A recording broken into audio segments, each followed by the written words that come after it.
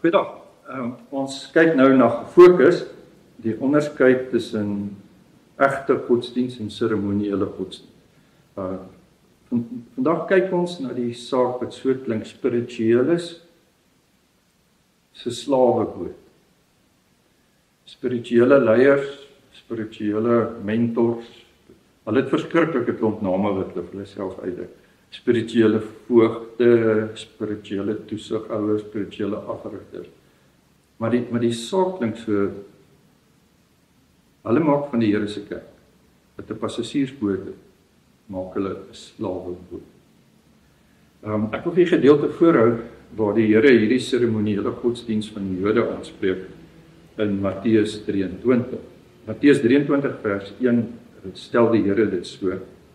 Toe het Jesus vir die skarings vir sy disippels gesê, die skrifgeleerdes en fariseërs sit op die stoel van Moses.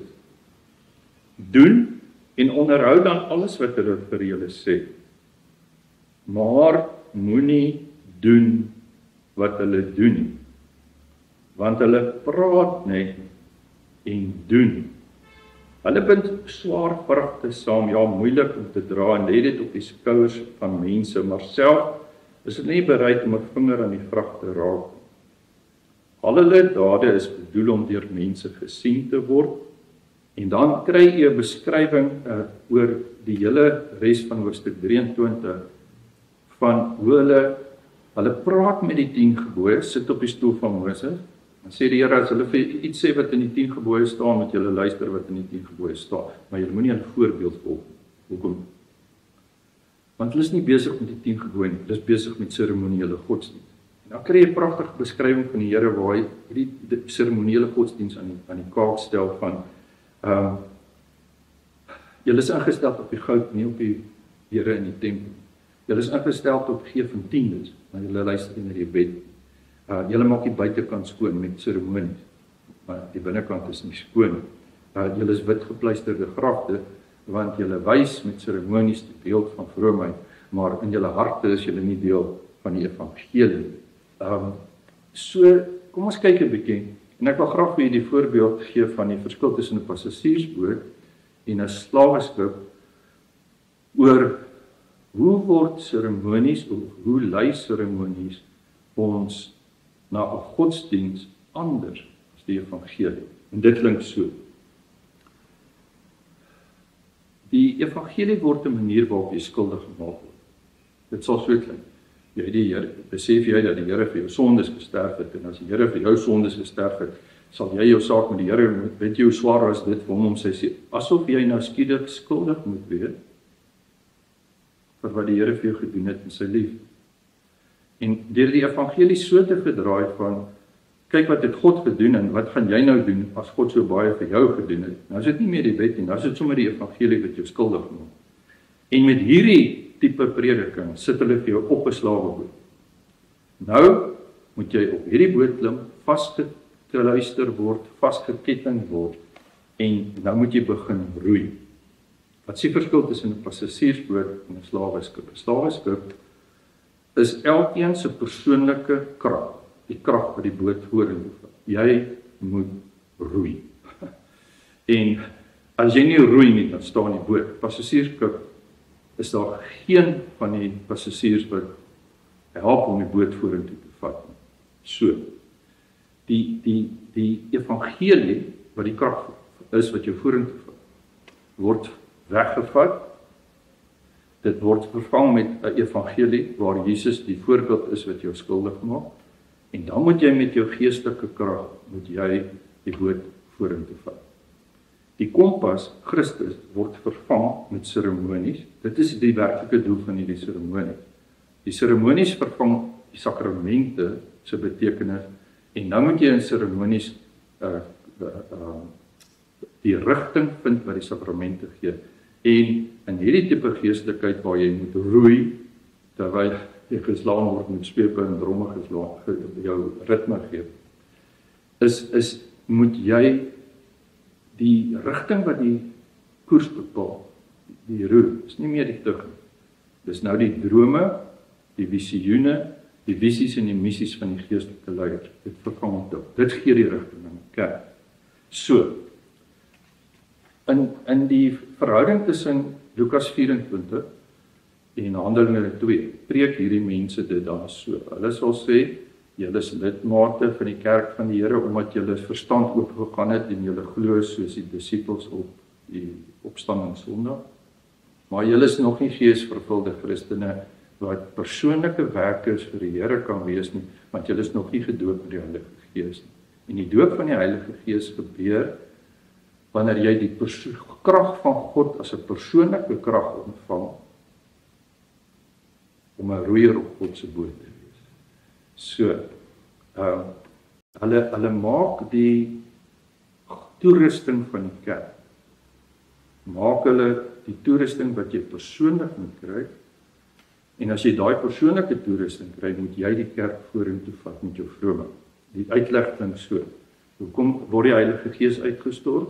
Omdat hulle sit en wag, dis 'n mediterende sit en wag op die Here, waarin ons self voorberei deur niks te wees, om net te wag op die Here, en dan moet jy bid.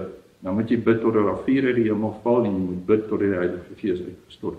Want deur jou aanhoudende gebed, dit in die NG Kerk, het dit gebeur, dat hulle het so gebid, dat die Heilige Gees uitgestort is, en die gebede is in 'n visioen deur die dominee voorgehou as vlokkies sneeu wat opstyg na die hemel, en toe word die Heilige Gees net daar uitgestort in die Kaap met die herlewing van 1860. En toe word wat word die lidmate? Met hulle vroomheid en gebed het hulle die krag gekry van God. En hierdie krag maak hulle nou die aandrywers van die kerk. Ons bid die Gees uit die hemel uit. Ons wag die Gees uit die hemel uit. En as ons die Gees het ons die krag, en eers met God se krag kan ons dan God se kerk vorentoe vat. Hoe? Jy moet roei.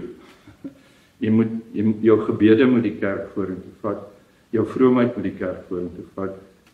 Jou bekerings moet die kerk vorentoe vat. Jou getuienis moet die kerk vorentoe vat, want nou roei ons die slaweboot. En as jy nie roei nie, met jou vroomheid nie, dan staan die kerk, want die kerk werk nie meer deur die evangelie. Wat is dit? Dis 'n kultus sonder die bedieningsmiddele van die Here. En dis die punt.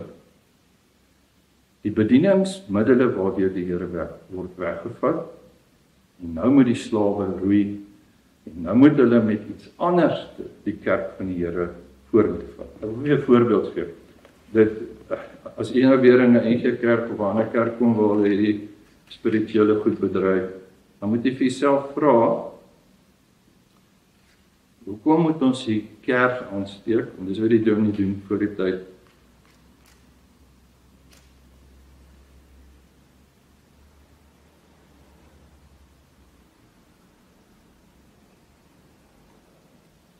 Ons moet die kers, die Jesuskerk, moet ons nou eers opsteek, en in die lig van die Jesuskerk, waarvoor ons stil en eerbiedig nou almal sit en wag, dan word die woord van die Here oopgemaak. Want dit is die verskil tussen woord en seremonie.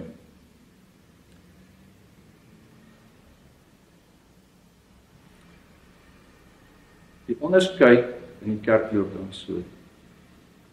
Die gewone Christene. Hulle luister na die Bybel en hulle glo in Jesus.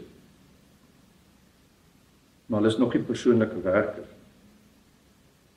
Jy kan eers 'n persoonlike werker vir Jesus word en siele wen en mense tot bekering bring en mense tot die doop van die Heilige Gees bring, as jy die krag van die Heilige Gees ontvang. Daar kry jy die superklas Christen. En dit sien jy in die seremonie. Die seremonie van 'n bekering, die seremonie van water na bekering, die seremonie, al die seremonies wat wys. Nou is ek nie meer net by die opstandingsgeloof van die apostels nie. Nou het ek die persoonlike krag van die Here geloof. Dit is hoe mense deesdae koninkrykschristene word. In die Bybel word jy 'n gelowige wat glo soos die disippels geglo het, maar jy's nog nie 'n koninkrykschristen. Koninkrykschristen het die krag om die missie van God te voel en te sien en te beleef en deel te wees van die missionêre uitreik van God, die betrokkenheid by die voorsienige beskikkings van God in hierdie wêreld. En dis die punt. So die heilsmiddele word nou my persoonlike toerusting, my persoonlike ervaring, en met die krag van my persoonlike ervarings word ek 'n koninkryksbouer. Ek's nie meer net 'n lidmaat nie, ek's nou nie meer 'n lid van die kerk nie, ek's 'n bouer van die kerk. Jy kan nie sien, is die hele seremoniële godsdienst is gefokus op hierdie verskil. Jy kry twee soorte Christen. Die een van Lukas 24, ons verstand is geopen, ons is toegerus met die Heilige Gees, ons glo in Jesus Christus. En ons moet dan 'n tweede belewenis kry, koninkryksbelewenis, missionale belewenis, 'n persoonlike werkerbelewenis, waar God ons die goddelike krag gee om sy werk te doen. En so word die regte middele waardeur die Here werk, Jesus Christus, weggevat. Evangelieprediking, sakramente en tip. En so met seremonies is een van die middele waardeur spirituele leiers jou wegvat van die Here se passasiersboot en jou sit op 'n boot wat jy met jou geestelikheid sal roei tot die wederkoms. Daarom sê die kerk, skaf dit af. Baie dankie.